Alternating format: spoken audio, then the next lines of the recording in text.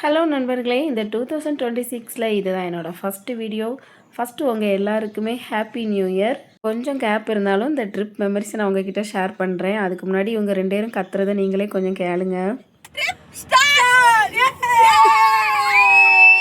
எதுக்கு இவ்வளோ ஆர்ப்பாட்டம்னு பார்த்தீங்கன்னா, ஒரு பிளான் போடும்போது ஒருத்தங்க இருப்பாங்கல்ல, ஏய் நீ வா நம்ம ட்ரிப்புக்கு போகிறோம், நீ எங்கள் கூடலாம் வரமாட்டியா, நீ ஜாலி பண்ண மாட்டியா, நீ என்ன இப்படி இருக்க, லைஃப்பை என்ஜாய் பண்ணவே மாட்டுக்க அப்படின்லாம் சொல்லி சும்மா இருக்கவங்கள உசுப்பேத்தி விட்டு அவங்க வந்துடுவாங்க.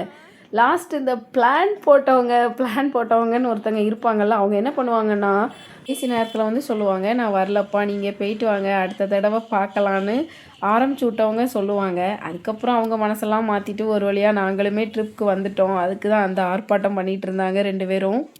ஃபஸ்ட்டு நாங்கள் எங்கே வந்திருந்தோம்னா மதுரைக்கு தான் வந்திருந்தோம். மதுரையில் வந்து மீனாட்சி அம்மன் கோயிலில் போய் சாமி கும்பிட்டுட்டு போகலாம் அப்படின்ட்டு வந்தோம்.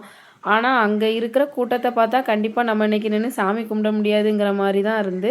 ஏன்னா அவ்வளோ கூட்டமாக இருந்து காலையில் ஒரு 7 to 7:15க்குள்ளலாம் நாங்கள் கோயில்கிட்ட போயிருந்தோம். அப்படிங்குமே அவ்வளோ கூட்டமாக இருந்து கூட்டத்தை பார்த்துட்டு நம்ம சாமி கும்பிட முடியாதுன்னு 4 கோபுர வாசலை மட்டும் சுற்றி பார்த்துட்டு நாங்கள் கிளம்பிட்டோம்.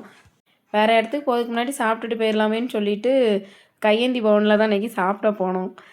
நல்லா இருந்து சாப்பாடு. இந்த கடையில் உள்ள அண்ணாவுக்கும் திருநெல்வேலி பக்கம்தான் ஊர் அப்படின்னு சொன்னாங்க. ரொம்ப நல்லா பேசினாங்க. அப்புறம் சாப்பாடு உண்மைக்குமே சூப்பராக இருந்து, பெரிய பெரிய ஹோட்டலில் சாப்பிட்டா கூட இந்த அளவுக்கு டேஸ்ட்டில் இருக்காது. இங்கே சாப்பாடு உண்மைக்குமே சூப்பராக இருந்து, ரேட்டும் ரொம்ப கம்மியாக இருந்து. அங்கேருந்து சாப்பிட்டுட்டு கிளம்புனதுக்கப்புறமா நாங்கள் திருப்பரங்குன்றம் வந்துட்டோம். இங்கே வந்து சாமி கும்பிடலாம், முருகரை கும்பிட்டுட்டு போகலாமே அப்படின்னு.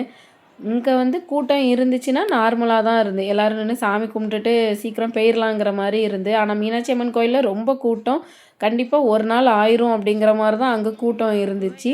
அப்புறம் இங்கே வரும்போதே சொல்லிட்டாங்க, உள்ளே ஃபோன் கொண்டு போகக்கூடாது, ஃபோன் வீடியோ எடுக்காதீங்க அப்படின்ட்டாங்க. அதனால் சாமி கும்பிட்டுட்டு வெளியே வரும்போது தான் வீடியோ எடுத்தோம். சாமிலாம் நல்லா திருப்தியாக நின்று கும்பிட்டுட்டு தான் வந்தோம். முருகர் கோயிலுக்குன்னு சொன்ன உடனே என்னோடய பாப்பா ரொம்ப சந்தோஷமாயிட்டா. ஏன்னா என்னோடய பாப்பாவுக்கு முருகர்னால் அவ்வளோ பிடிக்குது. எப்படி தான் அவளுக்கு இவ்வளோ முருகர் பக்தியாக மாறினான்னு தெரியலை. அப்புறம் சாமிலாம் கும்பிட்டுட்டதுக்கப்புறமா மறுபடியும் வேனுக்கு வந்ததுக்கப்புறம் என் தங்கச்சி ரொம்ப டயர்டாயிட்டேன்ப்பா என்னால் முடியலை அப்படின்னா.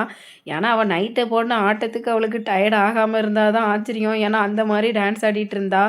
ஒரு 10 மணி நேரத்துலையே நான்லாம் டயர்டாயிட்டேன் அப்படிங்கிற மாதிரி பேசிகிட்டு இருந்தா. எனக்கு ரொம்ப டயர்டாக இருக்குது, அடுத்த ஸ்டாப் வந்தால் மட்டும் என்னை எழுப்பு, நான் தூங்க போகிறேன்னு சொல்லிட்டு இருந்தேன். என்னோடய தங்கச்சி என்ன பண்ணான்னா, பாட்டு போட்ட கொஞ்ச நேரத்துலையே எந்த மாதிரி ஆடுறா பார்த்தீங்களா, மோனிகா பாட்டுக்கு மேடம் ஆடிட்டு இருந்தாங்க.